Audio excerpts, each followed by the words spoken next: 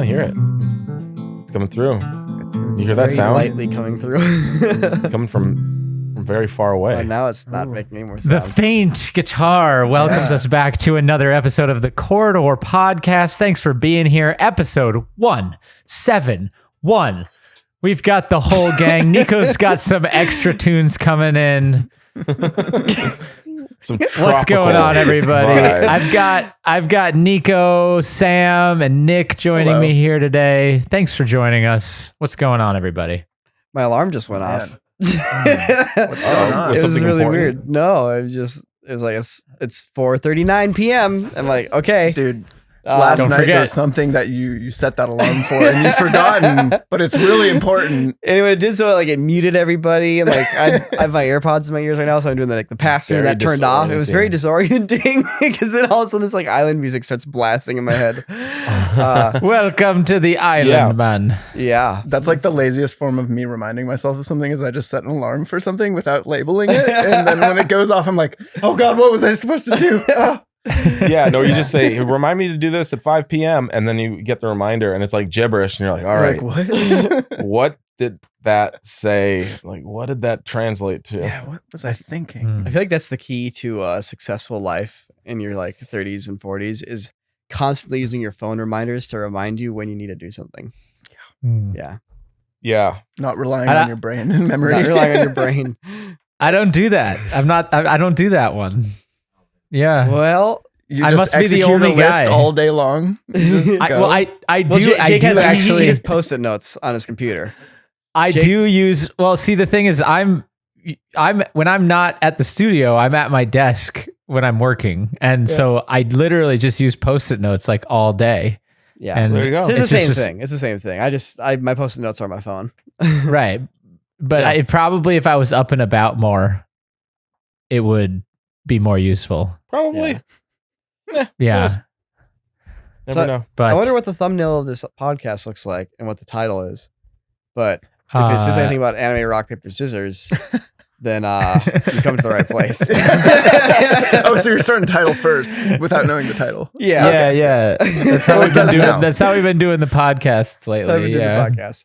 Yeah. So, hey, guess what? We're working on episode 2 of Anime Rock Paper Scissors. Yeah. Surprise! If you follow our Instagram, you're probably well aware of this because there's been pictures Mhm. of me and Dean looking goofy as heck.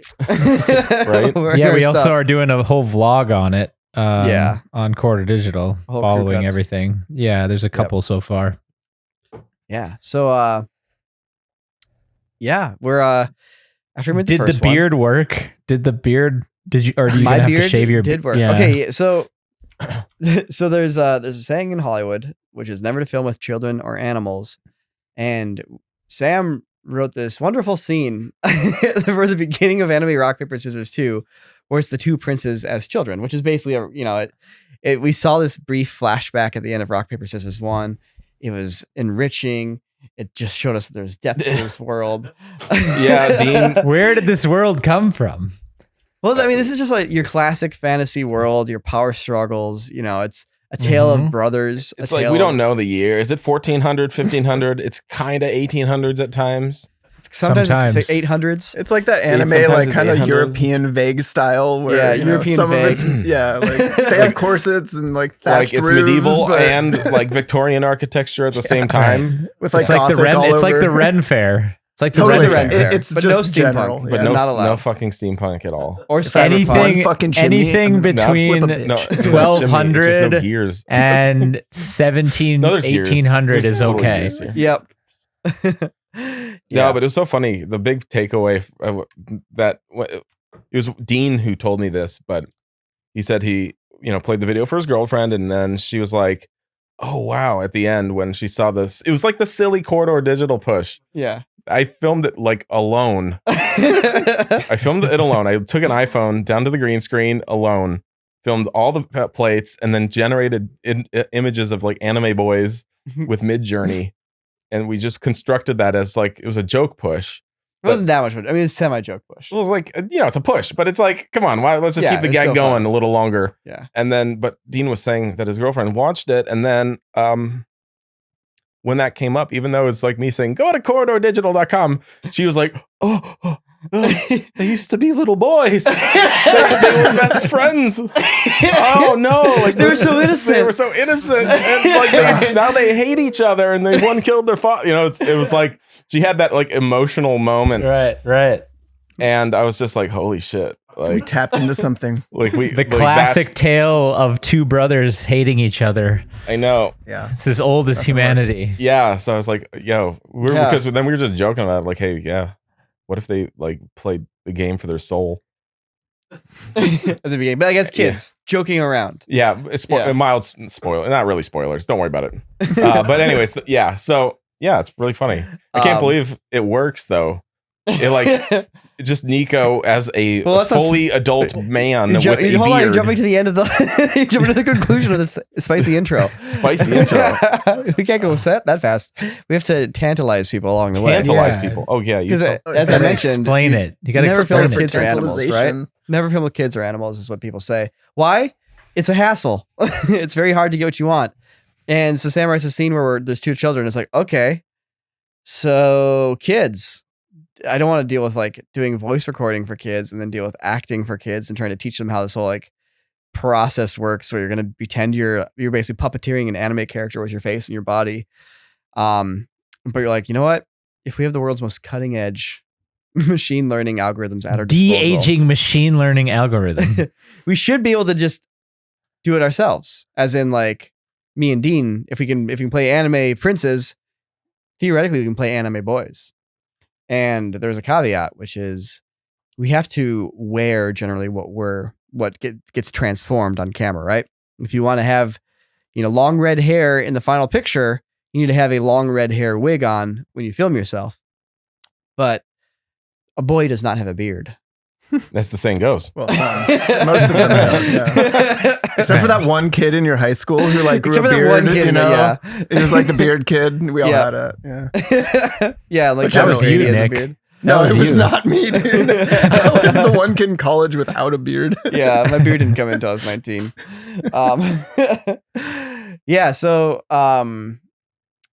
I really didn't want to shave Why not? because I think I look really goofy without a beard. And also, like, I'm on camera a lot. Like, it sounds pompous to say, like, I film like every week and like 1 million people watch these videos. And if I shave my It's a beard, valid concern, I guess. if I shave my beard, 1 million people have to see People it. aren't going to recognize me. I don't want to look. I don't want to be out there beardless. I want to be out there. So you got to go my You method. have a Change your brand, facial hair yeah. all the time, and then nobody knows what you're going to look like next. That's what I True. do.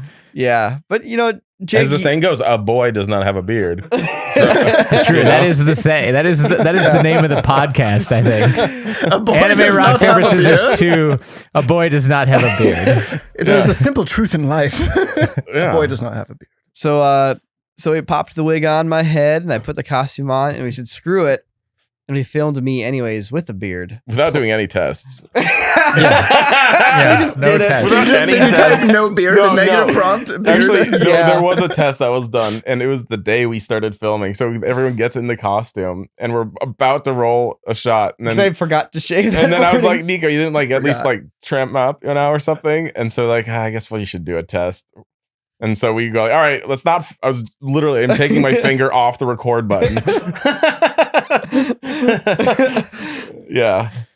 And the test worked great. It turns out Really? you can have a beard, and it's insane.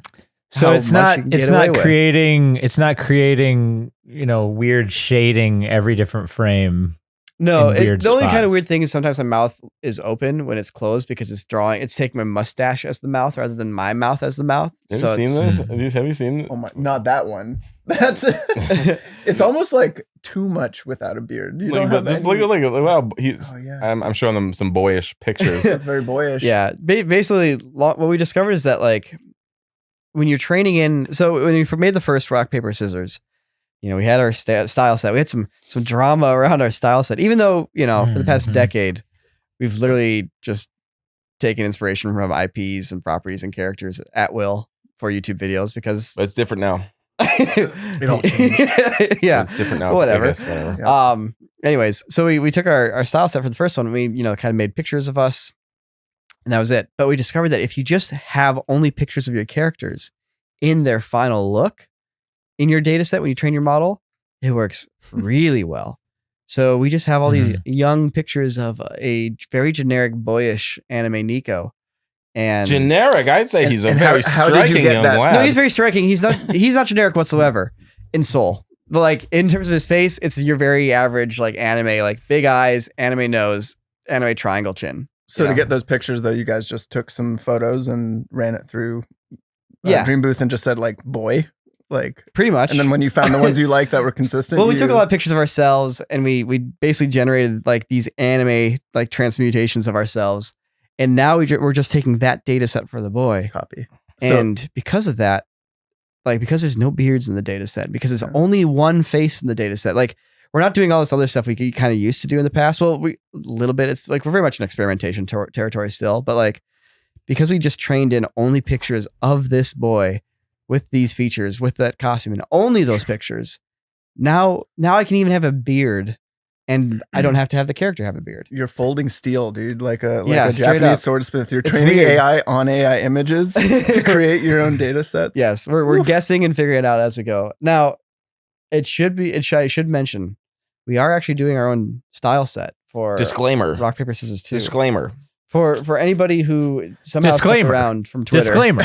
Disclaimer. Came over to our channel. Disclaimer. Anyone Disclaimer. who's hate watching this podcast right now, Yeah. If you're there getting- might be a if- couple. if your cheeks are getting red, steam's starting to come out of your ears. Disclaimer. Steam is starting to billow out of your ears.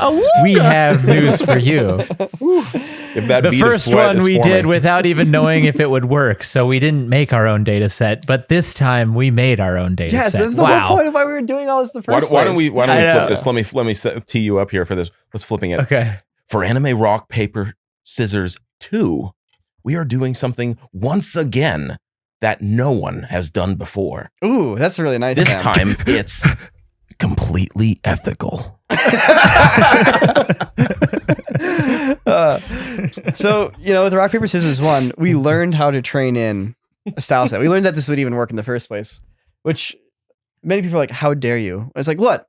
I'm going to do experiments, people. This is what I've always done. Everyone said this is sweet. Actually, you're right. It's so easy to put all your attention on like the few people that On are the loud and negative angry comments, and yeah. the many that are positive and supportive. Yeah, And right. it's the many that are positive and supportive that really deserve your mental attention Well, I'm and just your energy. The problem is that 0.1% of 2 million viewers is still a lot of people. that's the actual. That's Okay, the- that's the I have a problem. theory about this. Did either of your kids say "dad" as their first word? No. Okay. I don't know. Why? Well, Wait, what if I said yes? Would that change what you're about to say? No, just two of mine did, and Wendy and I were always trying to figure this out. And I have a theory about this, which relates back to why you put your attention towards negative comments instead of majority ones, or a small, loud minority of comments, no matter what it is, versus the majority of comments. Yeah. And here's the thing: it's like when you're a child and you're born, and all you know is your mother's bosom. Mhm. And and then you don't even know your mom is there. You're just like you're just like it's your so default state. yeah. You're so attached to your mother at that point that you don't even recognize you're there. And then this other person comes in the room, and you're like, hey, that's the other. That's the other thing. And then you learn the word of the other thing before you learn the word of the thing that's keeping you alive, just because it's not the thing that you're so used to. Yeah, because Anyway. it's not the thing you've been attached to. Yeah. Because it is you in a way. Yeah. Yeah. Yeah. So That's really anyway, that interesting. was my little That's little deep. tangent That on is that. deep. Well, Yeah. Some true father like wisdom right there. Yeah. yeah. So we learned how this whole style thing works, like to a certain degree. I mean, there's obviously like a million mysteries still to uncover, but it's an old friend of mine from college. He was one of our fellow art students as Sam and I were going through the program, named Josh Newland, and we've brought him on to basically create a style for Rock, Paper, Scissors 2. He's drawing the characters, kind of designing the look, and we're using that to kind of create a new system for these characters going to the second episode. Because I think anybody who's like jumped onto like any of these generative tools, Midjourney, DALL-E, Stable Diffusion, Like, it's one thing to just like type in random stuff. Be like, wow, it gave me such a cool picture when I typed a dinosaur wearing sunglasses. You know, it's like, it's one thing to do that. It's another thing to be like, okay, now I actually have a mission. I'm somebody somebody asked me to design, you know, an advertisement, and I need a picture of like, you know, a nice island beach or something like that. You know, it's like you go on, you try to generate it, and suddenly you realize like when you try to do this, it's like, oh, none of this, it doesn't listen to me. Like I try to give it direction. It's not giving me what I want. It's giving me what it knows is like a pretty picture, but like it's not giving me the picture I want. I want a single palm tree in front of the sunset with like a coconut lying on the sand. It's like, no.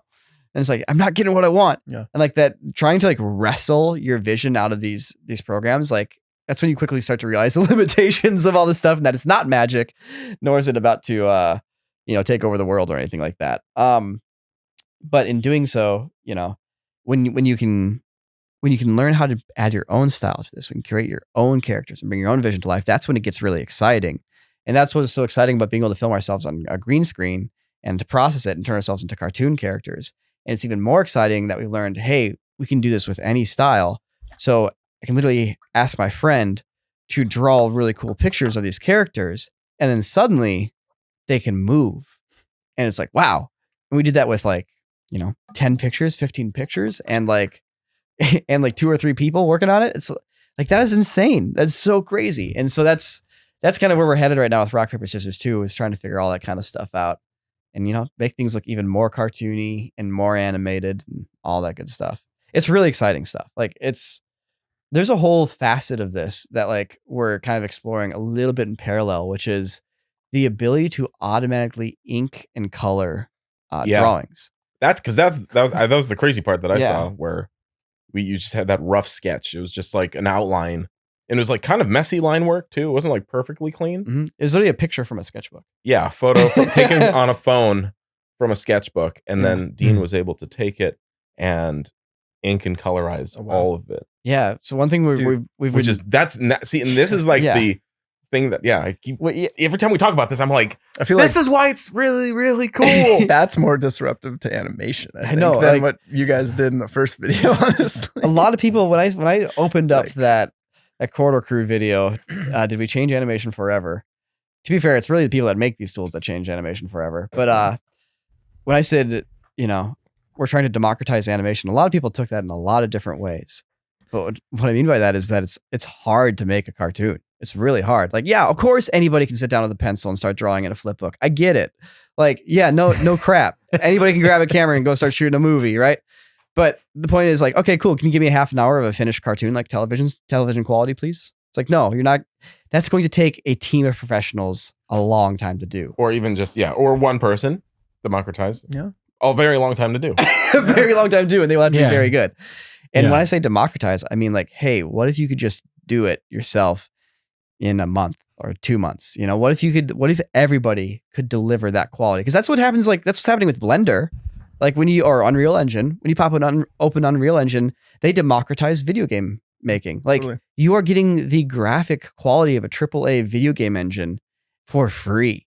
You know, anybody can get AAA graphics now. That's insane. Like, so that's what I'm seeing here. And like, it was that word in particular was very divisive. Yeah. Yeah, it was. Well, you know, it is like this tool is doing that. People don't see it yet. And I get it. It's a wacky, crazy world out there. And like, obviously you need to buy a computer, but you know, it's 2023. Yeah. It's like, well, some people pushed back on it and it was like, well, you guys have all this expensive equipment. That's not democratized. It's like, well, we have some expensive equipment, but also like anyone can do it with a PC. I don't think it's really fair to say that because it requires a nice computer with a good graphics card to do something that used to take a building with millions and millions of dollars of infrastructure is still like out of reach. It's That's like saying Fortnite's not actually free to play because you have to buy a computer. Right. So they're lying and stupid. Right. Yeah. There was a lot of people who said that, and it wasn't worth responding back to other than to say that. Sorry. Yeah. See, if we gotta there's tighten the buckle here. Like, I gotta tighten the buckle here. Yeah. or else it's worth mentioning. Or else like, all this is gonna come spilling out. It's. I mean, when I feel like there's enough distance, we're very. Yeah, I mean, when you're in my shoes and you're seeing a lot of these comments, and you know, there's plenty of valid concerns people have, but there's also a lot of people that were just angry, and a lot of people that just put us into a position that which we weren't in, and they just put us in there so they could yell at us. And like, it was very frustrating, especially when you know that like when like 90% of the arguments people are putting out there are just completely inaccurate. And you're like, I'm the kind of person that likes to have imaginary debates in my head. Oh God, I had to mentally stop myself over and over and over from wasting mental energy being like, well, this person is wrong and I can write a thesis as to why. Like, it's like, no, it's like, I don't have to bother. Like, just, I'll be quiet. It's really hard. It's really hard. Yeah. I slipped 2 times and that was it. Yeah, I know. I wrote out an angry comment and like then deleted it. An hour later, I'm like, this is not productive. Yeah, there's nothing you're gonna do about it. It's a big wall. Yeah. Like, I know. I sent an email. Someone sent us an email, and I sent them I was like a snarky email back, and I was like, "Ooh, shouldn't have done that." Guess I'm gonna have to block their email. I really should not respond or read their response. Yeah, because I mean, there's an old tale about this, about a donkey. Oh God, hell yes. A donkey and a tiger. Okay. Oh, this is ready? beautiful. Thank you, Jake. Thank you for your wisdom. So one day a tiger and a donkey are standing in a field, and the donkey looks up at the sky and says, "The sky is red." And the tiger goes, "No, it's not. It's blue." And the donkey goes, "No, it's red." And they go on. And of course the donkey, being a donkey, is like, "No, it's red all the way." And they go, "All right, we're going to go see the king of the jungle about this. We're going to go see the lion." Okay. And we're going to go see the king. And they go to the lion, and the lion goes, "What's your complaint?" And the donkey goes, "Well, the tiger goes, I know the sky is blue, but this donkey keeps thinking that the sky is red, and you got to tell him the sky is blue." And the donkey goes, "Okay, so which color is the sky?" And the king goes, "The sky is red." And he lets the donkey go, and he punishes the tiger. And the tiger's like, "Why am I in trouble? You know the sky is blue." And the lion goes, "Because you should know better as a tiger. You should know better than to argue with a donkey." All right. Well, dang. So that's one of those hard hitting. Yeah. How that's like 2,000-year-old, 3,000. I don't know. That's one of yeah. No, one of those no bullshit. No bullshit life stories. Advice. Yeah, man. No. I will say, like, out of that storm of like, Twitter length, bite-sized outrage, there were some really nice reflections and thoughts, critiques, perspectives. There's a fantastic response from like Aaron Blaise, one of like, the directors at Disney. He sat down and he did a really deep dive and like talked about some of the history of like rotoscope. He talked about some history of technology, what it was like going through like the 3D animation revolution, what it was like going through the digital revolution for hand animation and traditional animation. And just, a really good perspective on the art industry. Cause like, I think everybody's very surprised at how fast the art medium evolves, but just having only been in the industry ourselves for maybe almost 20 years now, it's like we ourselves have seen it evolve so intensely. In fact, it's that evolution that even got us into it in the first place. Because I remember a little young Niko Peringer and a little young Sam Gorski getting their very first digital video cameras in their hands to play with, and their very first nonlinear editors. And it was like this is big deal. Like, this is a big, big change. And then like suddenly we shot a Star Wars movie, and it's on Corridor right now. And it is janky as heck. But the point being is that like that evolution of the medium and art and technology and the tools has always been like what's watered our plants, so to speak. It's what's let us grow. We needed that evolution because without it, there was never any space for us. The forest canopy was already covered by leaves that had already taken up spaces.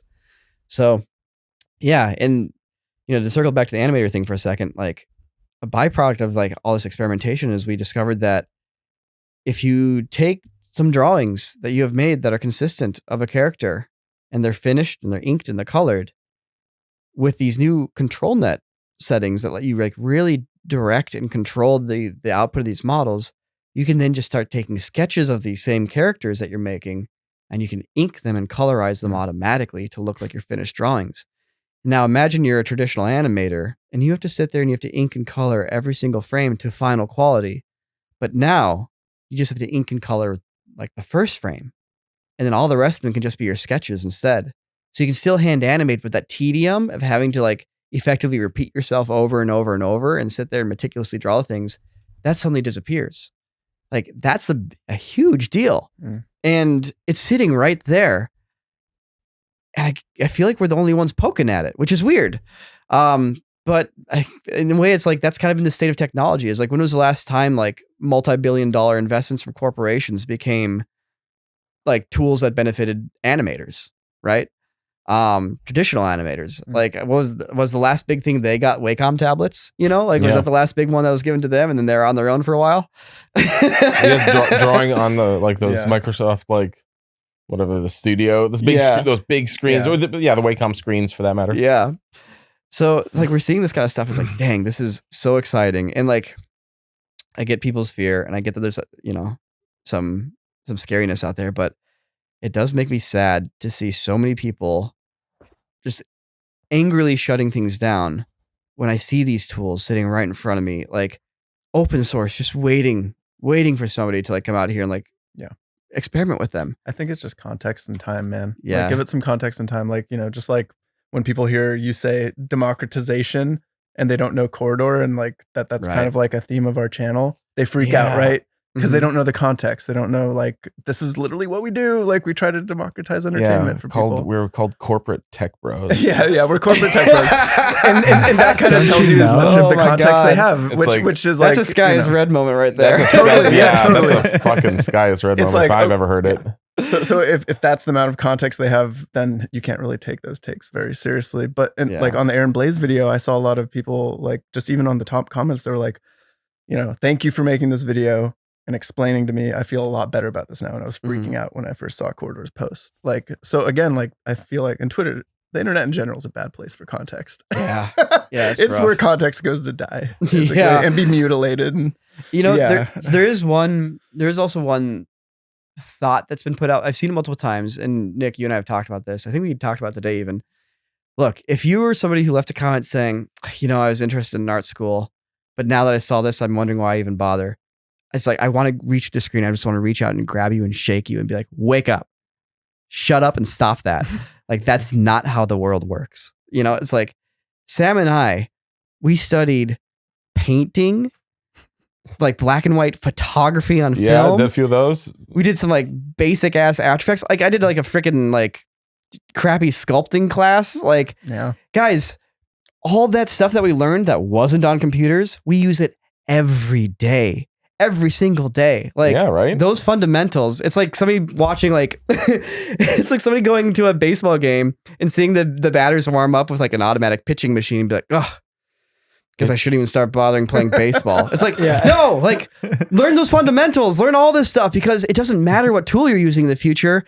It's still human beings making things for human beings. Like, all that stuff that all that stuff that you've learned in art school from like traditional mediums, it's so important. Like, there's still painters out there painting with paint because that stuff matters and it hits. Can you imagine if everyone who went to college and got a degree had to do the exact thing that they got the degree the tool that they learned it on?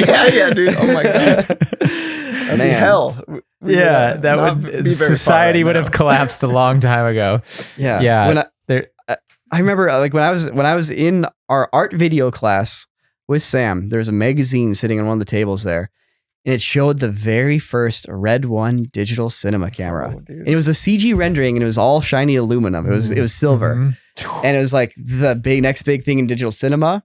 And I didn't look at that and go like, well, I guess I should just drop out of film school. Like, and to be fair, I was also doing a second major in film school at the same time.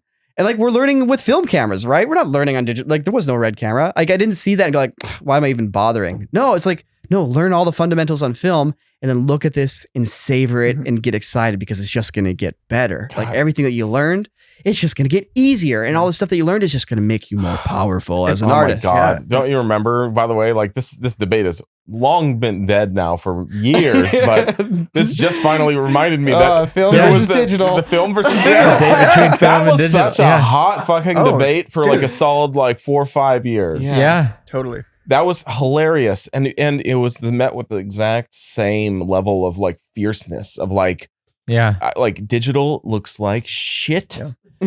and it's bad, and also we shouldn't use it. It's like that beautiful. It was that intersecting paradox of like it's super bad, and we shouldn't it's gonna take over everything at the same time. It's gonna take over everything, but it also sucks and looks like shit. And it's kind of like, well, bro, you can't do both. You can't. And AI just the same thing. It's like does it look like shit, or is this actually really cool and might change things? I don't know. But it can't be both. Well, here's the thing. Maybe it actually can. I think it can. Because maybe our anime video does actually look like shit, but still is going to change shit. So it's a beautiful situation to be in, right? I can guarantee you in 5 like, years, we're going to look at that video and we're going to notice everything that's wrong with it. But that's because the technology and the techniques will have improved, not because I'm for already doing where that we now. are at that. Right. Yeah. Dude, there's the long list of things that are shit, but also amazing. I think everything in our reality, in our world, was super shitty at some point in time. Yeah. Like computers. Yeah, super dude. shitty. Computers, dude. There was Got like my a new certain computer aspect room set up. to the responses, like the more negative responses too, with being like, corporations are just going to use this to replace artists, which is also a strange way of thinking for me. It's like, yay, more corporate art. Well, because I think the reality is when something becomes easier to do, like the whole point of a corporation doing it is because it's hard and expensive to do. It's like making movies have been hard and expensive, hence why you have giant corporations like Disney, Warner Brothers, etc., making them. It's a lot of capital. But when it becomes easy, when a group of 10 friends can make a movie, why do you need a corporation to do it? And like that was kind of the same thinking about this animation process. And it's just it forces the corporations, quote unquote, to start doing other things. Like not to mention, like just look at like anyone who's listening to us or watching this. It's like this is the exact example of that. The amount of watch time hours spent by like a normal young person right now. It's like, all right, in the past when you had to shoot on film or put something on television, like, yeah, that's the amount of hours people spend watching TV shows and movies now is really small compared to now all these individual independent creators that are able to, create stuff because we on can our own create level easily. Yeah, exactly. Yeah, and it's just like that's going to be it. It's like we all want to create at the speed of our own thought. We all want to just imagine our art and then like make it real and manifest it. And everything we have, all these tools we have, are just our way of trying to get to that as seamlessly as possible. And when something comes along that can make that even more seamless, like the response isn't, well, I guess it's just going to let people just replace artists at corporations. Like, no, artists don't become artists because they want to go work for a corporation. They become artists because they want to make their art. And ideally, you don't have to use a corporation. But right now, a lot of things are really hard to do. And you need teams, and you need money, and you need resources, and you need hardware. But as that disappears, then you don't need it. You can be independent. Yeah, I mean, why will the corporations even have a leg up at that point? Exactly. Actually, I think the whole corporation angle already happened. Yeah, that happened a long time ago. That already happened. Actually, it started that way in the 1930s. They did that way. And by the way, they're shipping all the jobs overseas, by the way, especially in the animation industry. Yeah. It's like, whose platform are we actually on right now, guys? Are we on Google's platform or Apple's one? Or are we on Spotify's platform, but on a Android device also owned by Google? So sorry, the corporation's already won, guys. Yeah, they kind of won. Sorry, you're not watching this on a Corridor branded phone. Here, hold on. Let me type about corporations on my corporation phone. When 10 guys with a lot of dystopian heart can create a cell phone company. Right. Well, that's some of the stuff we were talking about last week too. That's some of the things we were talking about last week. We got our first phone coming out. There's going to be 40 lenses on it. Yeah. Right. The whole back is just different lenses. The entire back is lenses. Amazing. Wow. Yeah, but that's an important point to make too. Like there's so many modern conveniences that those types of organizations bring to modern life. But at the same time, they have their place and they have their usefulness to whatever human endeavor we're trying to do. And, in this case, allowing more people to be able to distribute their ideas directly to the people who want to see them more quickly is the democratization of that art form. Yeah. That's very true. If anyone wants to know what a corporation making content looks like, just watch the like YouTube rewind videos. Like, Yeah. if a corporation, quote unquote, gets a hold of it, that's what they're gonna make, and it'll be the most thumbs down video in YouTube history Of all time. Yeah, maybe AI should take over YouTube. It may not be solely responsible for why they got rid of the thumbs down button, but it's about I think it was it's a top certainly a three. factor. that's what bumped the big steering wheel. Right. Oh boy. The vibe must have been so bad. When everyone at YouTube corporate was like, they were the ones who got triggered by seeing a thumbs down now. Dude, brought down by their own device. Oh, man. So funny. Yeah, I don't know. It's crazy stuff. Like, I understand people's fear at AI being able to like replace artists, but I really don't think it's going to.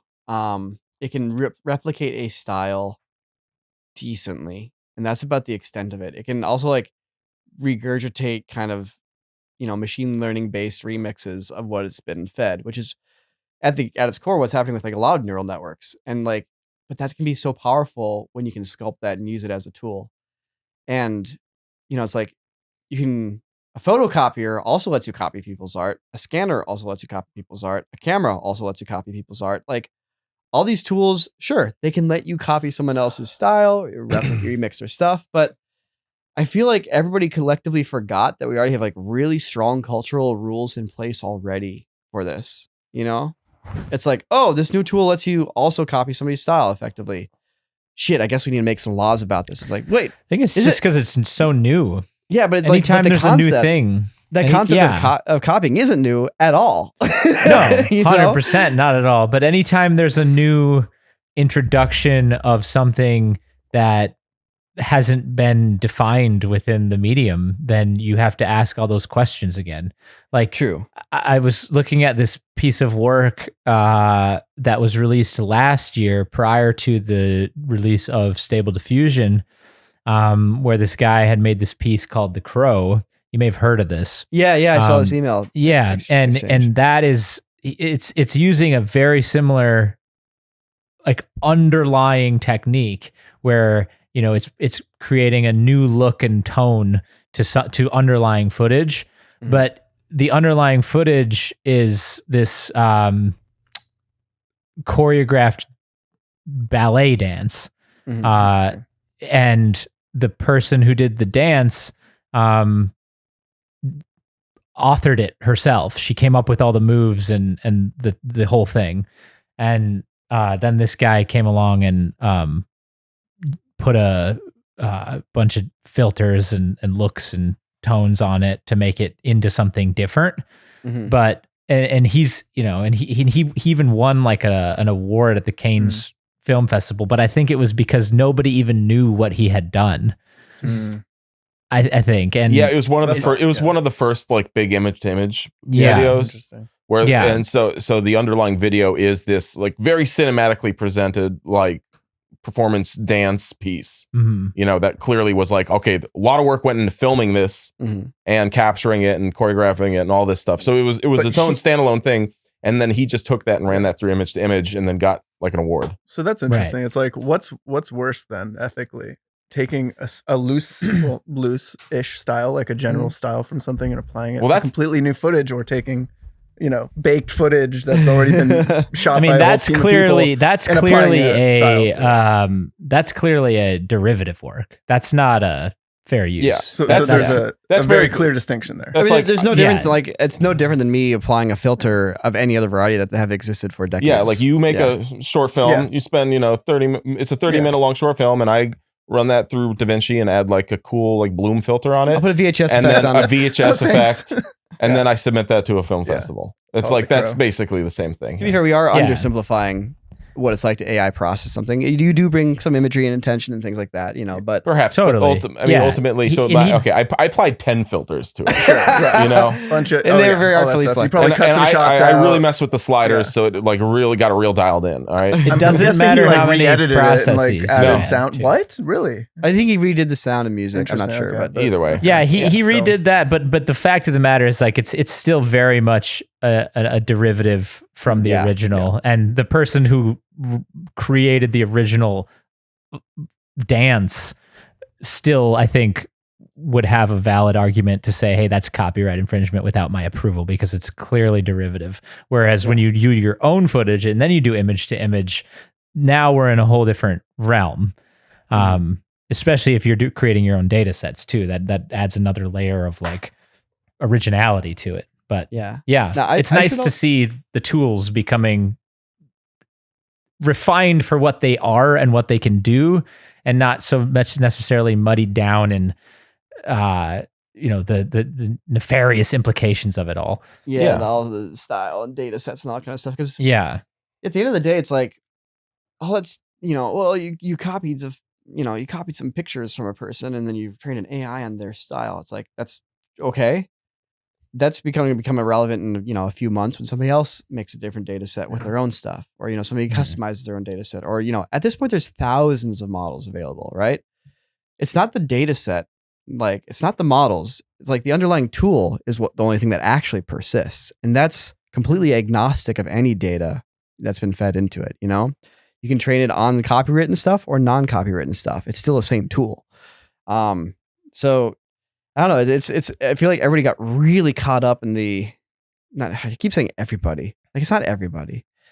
A lot of the ire, a lot of the worries got really caught up in this concept of like artists being replaced, and I feel like that was low-hanging fruit for people to get views on YouTube for, and that's what they really pushed as a narrative, because that got people really worked up, and I feel like it's not really a reflection of what is actually happening in reality here with these tools. And it's a little too bad, because I think it's putting a lot of people off what's kind of like the next Photoshop, whether it's specifically Stable Diffusion or any of the other things out there. Like, these are wonderful tools, and they're not magic. They're not robots. They're not sentient. We, believe it or not, do in fact know what's going on inside of there. It's not just some mystery machine. Like, and it's really not. It is the crazy thing, and this is what's most excited about. Like, what makes me most excited about it is it's not actually that complicated. Like, that's the crazy thing. Like, let's say you wanted to get into like genetics, right? Like, you got a lot of work to get to being able to do anything interesting in genetics, But like, if you want to get into some machine learning or like this diffusion model stuff, like, you don't have to be a doctor. You don't have to spend years and years and years studying it. Like, the underlying concepts, the underlying math, like, they're actually not that complicated. And that's really freaking cool. And yeah, I get a little bit worried when I hear people talking about how like, this general intelligence just knows all these things that are happening. It's just become self-aware, and it's I'm gonna snap my fingers and have a whole movie. It's like, nope, that's magic. This is not magic. It's not magic. Dean had the video to video thing loaded up the other day, and we're because that whole Will Smith eating spaghetti thing went viral, and like, that's great because it's positive PR for AI. But we were trying like a bunch of prompts, and like, it only seemed to be able to generate images of like celebrities doing stuff or eating. Like, it was very limited. Very simple things. And after we put like a 3-factor prompt in there, it just wasn't able. It just gave us static noise. Because at the end of the day, like, once again, all you're doing is you're teaching pattern recognition to a statistical system on a computer. This is an example. Like, so we've been getting into fine tuning these models on our new data sets, right? And we're trying to figure out, okay, so let's say I have pictures of me in costume, and I have drawings of me in the same costume. How should I label these? Should I technically label both of them as Niko because I'm in both of them, but then label one set as photograph and the other set as drawing? Should I label the sets that are, drawings of me as the character and just have it be completely independent of the photos of me and label those as something else? Because what's happening at the end of the day is when you take a picture, you put a variable on it, a variable, you take another picture and you put a variable on it. Let's say it's the same variable. The computer is going to load up these two pictures and mathematically, statistically speaking, just be like, what's similar between the two of them, right? It's just going to be a pure agnostic mathematical point of view. So if I have 3 pictures of a red ball and I have 3 pictures of a red square, and I label those pictures of a red ball as red ball, and I label those red squares as red square, and I feed them through the system's going to be like, okay, what patterns do I notice? Well, I notice that everything that's labeled with RED tends to contain the color red in it. But the things that are RED ball have a different shape than the things that are RED square. So clearly the color must be associated with this variable that's RED. And those other variables must be associated with visual shapes. And like, it's this low level, just statistically based pattern analysis. That's all that's happening here. And that's what's happening basically with, GPT-4 and ChatGPT. That's basically what's happening with, diffusion models. Like, and I'm granted I'm oversimplifying, but like at the end of the day, these are just fancy statistical models that recognize patterns. And we just are trying to figure out how do we trigger that to like give us useful functions. How can I hook myself into that to like output a coherent word or to generate a picture of a red triangle, if I wanted to, or whatever, So it's like the more that we've used it here, the more like that magic has started to disappear and the more of realization of what's actually happening. And like I said, you're generating these movies of celebrities eating things. It's like, if you don't feed that model data, it can't create the data from nothing. It can only make, the reason it's so good at celebrities eating is because it's been trained on celebrities, and it's seen pictures celebrities. of food and like, and it can remix it or whatever. I don't know. But then that's when you start to like realize as an artist, like, oh, this is where my power comes in because this system just lets me statistically represent things. So now if I create images and I feed them through the system, now I can start using the system to empower me to like manipulate my images, to change my images, to evolve my images, because the system's not inventing things that it hasn't seen before. You as the artist still needs to invent the thing that people haven't seen before. Once you've done that, you can bring it into the system and be like, okay, now I need a shot of this character, but a little bit from this angle, or I want it to look a little bit more like it's been, polished and like cinematically framed, or I need some like lighting on this. Like, that's lovely. Like to be able to like just create your art yourself, but then use these tools to just magically enhance them. Like, I don't know. It's crazy, crazy stuff. I'm so excited for everything that's happening. Like, I'm excited for the stuff that we're making. I'm so jazzed that we can just like realize these worlds and these visions that we have. The fact that like we're on this cusp of basically being able to make drawing, like to animating an actual sequence, something where it's like the computer just handles the like the factory line for you. So you just actually do the animation, and all that tedium of like inking every frame and tying down every frame and coloring every frame to look exactly like every other frame, that all just gets taken care of for you automatically. It's like, yes. I'm jazzed about that. When more people can make stuff and they're empowered to like bring their visions to life, you're going to get more art. And you know what? It's going to mean that there's a lot more out there. It might mean that you're not getting like the giant 100, 200, $300 million movies as often. It might not mean you're getting the mega budget corporate productions as often, but that's because people have so many more options. It's almost gonna be like music in that sense, where it's like we have millions of bands out there now. And there's still some big ones, but in a way it's almost like there's more music, but they're all smaller, right? Rather than like just having single gigantic acts that just dominated. I don't know. Yeah. There Crazy still stuff. are some acts that dominate. Still, There are. I think that's part of the human condition. Yeah. There's always, you could have said the same thing about YouTube too, but there are YouTube creators like that everybody will recognize, or that everyone's heard of. And even this little micro world that is YouTube compared to traditional television and movies has done the same thing. And so, I don't see a reason why it would be a whole lot different than that. Also, the other thing, when it comes to if corporations are able to harness these tools, all they're going to do is do some crazy stuff that nobody else could do because they have such a large team to do it, which is also going to be cool. They're going to do their own thing with it that nobody else can do with it. And just like you get with the Marvel movies now, you get with nobody else can do those. Nobody else can do those movies. And they're super fun and people love them. But at the same time, you're not going to get some,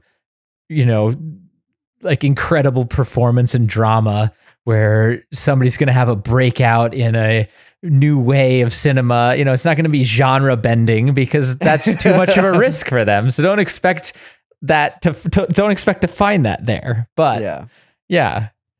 I mean, maybe it will cause them to create something other than just rehashed stuff like the Marvel, I don't know, man. There's too much risk though, monetarily. movie. They're gonna, be able to use the comic strips as storyboards and then animate that shit, and there you go. You have your Marvel movie. So maybe the corporations will actually put money into original stuff that's really gonna stand out. It's definitely gonna require evolution. That's for sure. I hope so, man. But that's what you really want. Hope so.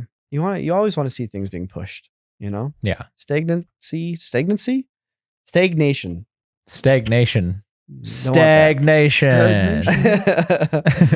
Yeah. I mean, art's never been stagnant ever. I challenge you to find me a 5-year period where art's been stagnant and not developed and not changed. Yeah. Completely. Yeah. Okay, maybe like the Middle Ages, but I mean, hey, like I don't use any of the same software that I used when I started like doing this. Like it's all new stuff to me. Yeah, man. Yeah, but I'm excited. I don't know. I'm super excited.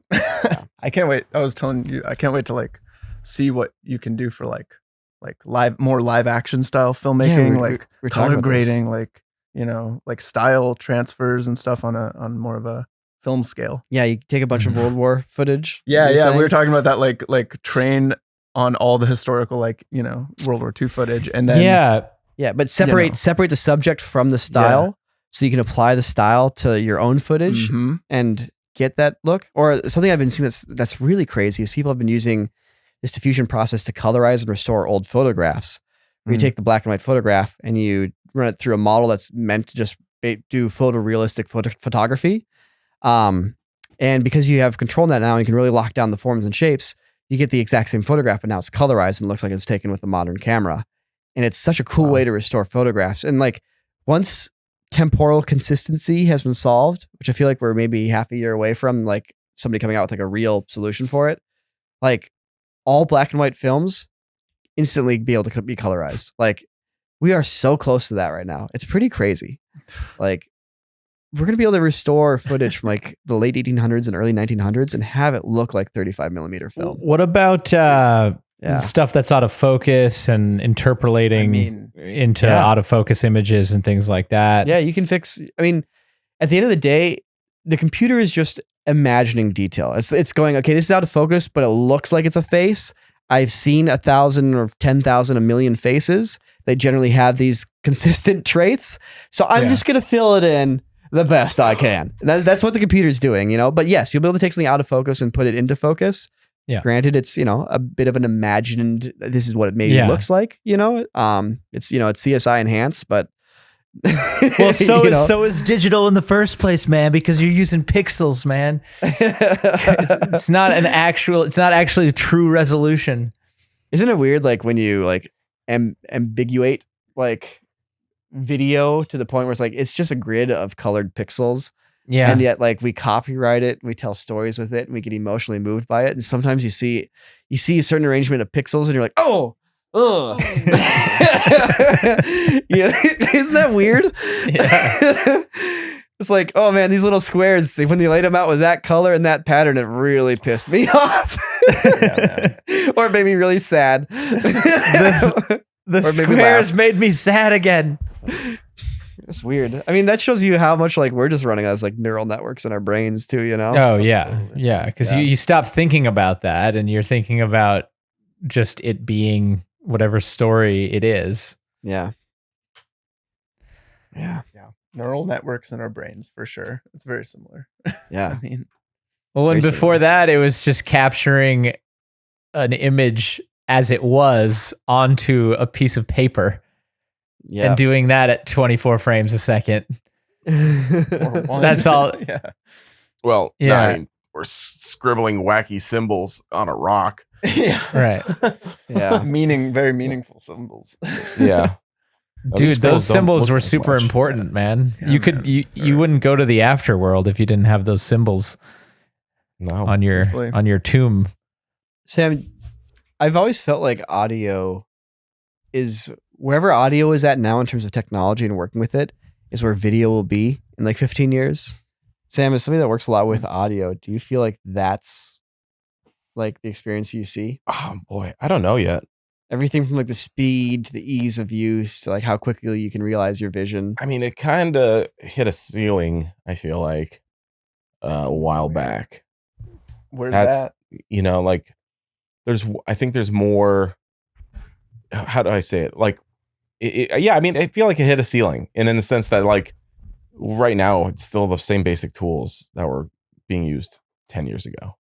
Like, there's some stuff I think that has progressed. Like guitar stuff has progressed a lot, specifically more than any other type of that. In my opinion, of all the aspects of like, you know, when it comes to audio and engineering and stuff, like, you know, 10 years ago versus today, like the guitar processing and modeling and amplifiers have changed a lot, in the sense that now you can get a tiny little box that flawlessly replicates the sound of like any type of like guitar amp you want. And you can like capture profiles. It's not AI based, but you know, there's that, which is pretty intense, because a long time ago you can do that.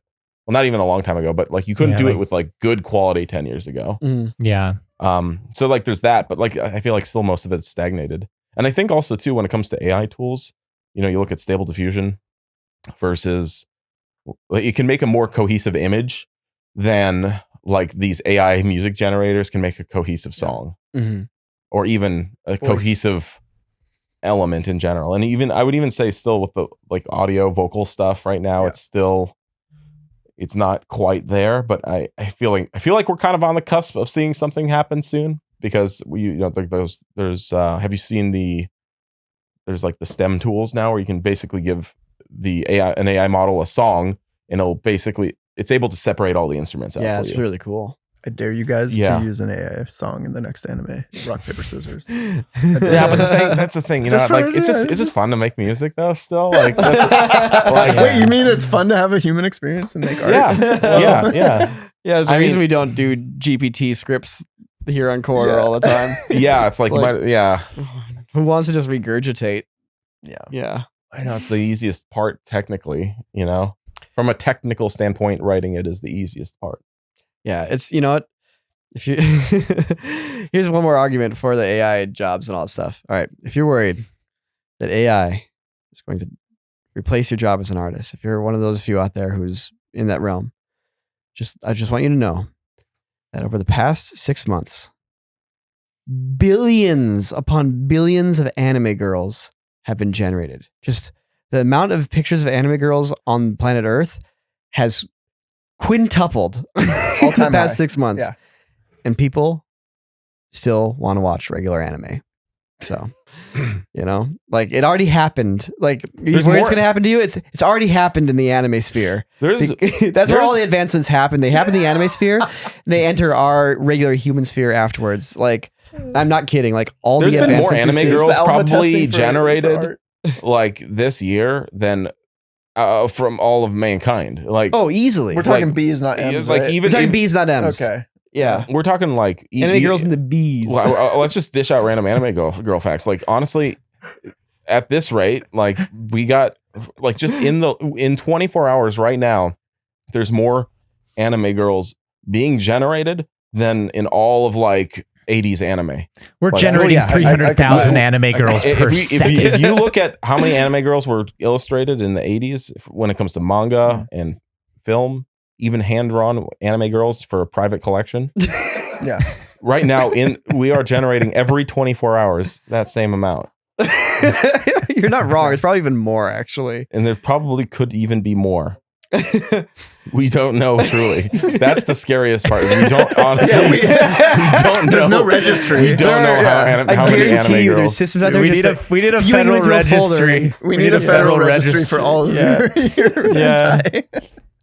Oh my god! But can't have those get into the wrong hands. Yeah. So if you want a little preview of the future that awaits you, look no further than the anime girl artist and see where they're at. I'm sure some of them have been replaced by AI now that I think about it. But you know what?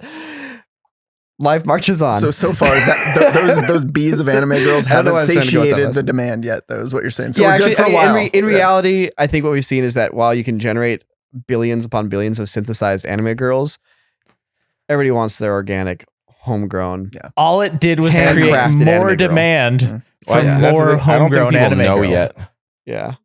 I saw some pretty gnarly stuff on that Stable Diffusion subreddit lately that shocked me. Oh no! But it's too much of a topic to bring up.